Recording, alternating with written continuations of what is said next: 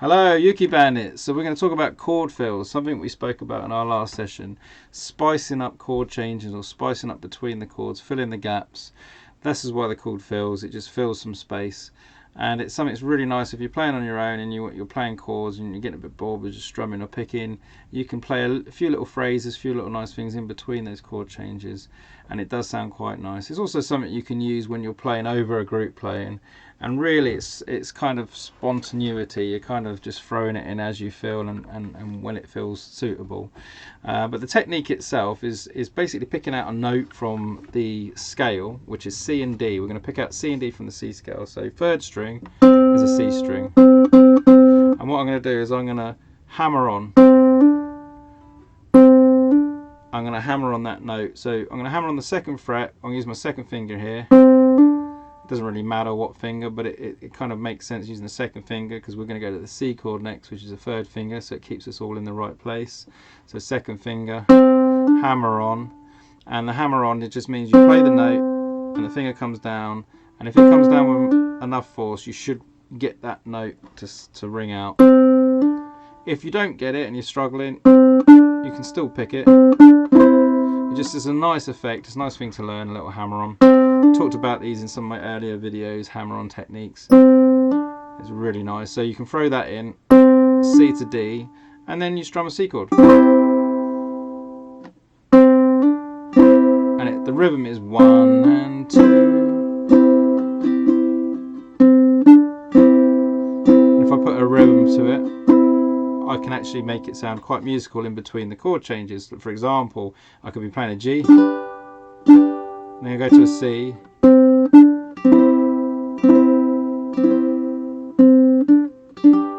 go to G,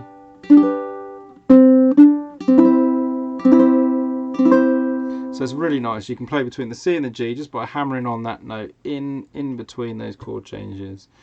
So we can try it also with the strumming. The idea is that you can be strumming a 1 and 2 and 3 and 4 and then you just put your finger on the second fret, and you're going to put it on that. This exercise is showing you on the second strum. You can put it anywhere you want. You just put the finger in and take it off, put the finger in and take it off while you're playing a C, and you're adding a D note to that chord, and you're not staying there, so you're not changing the chord, you're just bringing it in and out to give it a little bit of melodic interest. So you're literally coming down for a strum, 1 and 2 and 3 and 4 and 1 and 2 and 3 and 4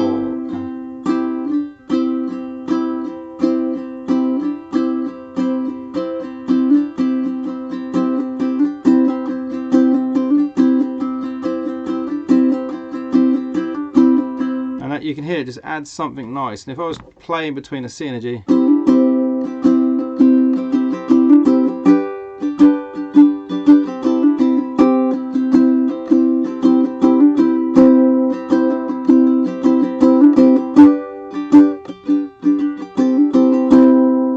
see I'm kind of pulsing my fingers, lifting it off, and it just adds a nice little effect to it.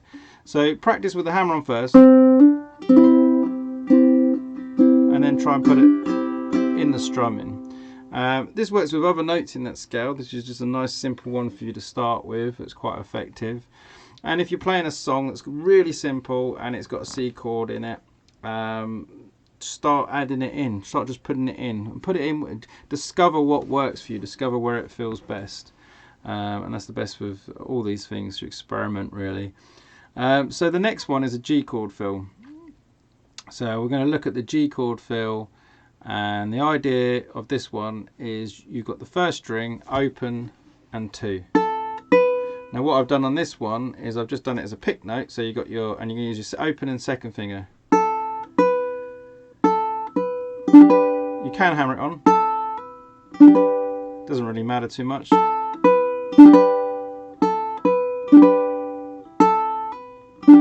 The hammer-on's a really nice effect to use between two notes, so you can use a hammer-on if you want, or you can pick it. And this, yet again, if I give you an example, if I'm going for a C, I go to G, go to an F, look.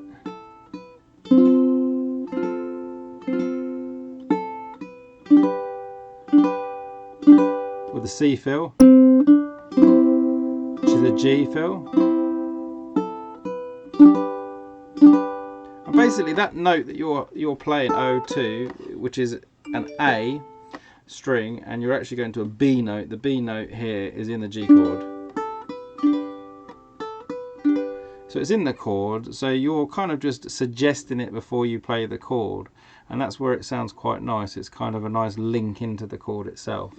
And then if I was to place that within the G chord, so I'm going to go 1 and 2 and 3 and 4 and I'm literally just going to lift off for the first drum. So 1 and, so put it really slow, 1 and 2 and, so you can see on the chord cam, look down on the chord cam that way, you can actually see it, 1 and come in. So 1 and 2 and 3 and 4 and, so 1 and 2 and 3 and 4 and 1 and 2 and 3 and 4 and 1 and 2 and 3 and 4. So if I was using it as a strumming fill between the C and chord,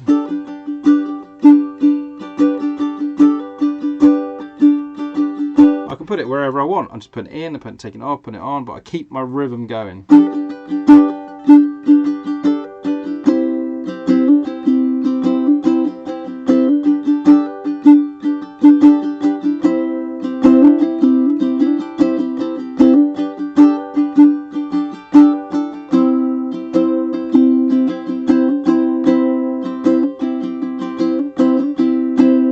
So you can hear I'm just going to add that C to D.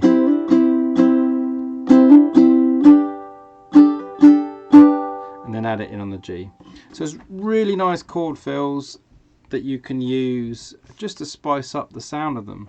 And obviously we'll do a few more. We'll let you get used to these ones first, but experiment whenever you play a C, wherever you play a G, see if you can throw in that to start with, and if that starts to come together, you'll find it easier then to sort of do that around the other chords, the F and the A minors and all that. They've all got their own fills or own ways that you can actually throw in notes from that key and that scale. So hope you've had fun. That's the chord fills. I hope you'd enjoyed it. Practice hard, and I will speak to you soon. Take it easy.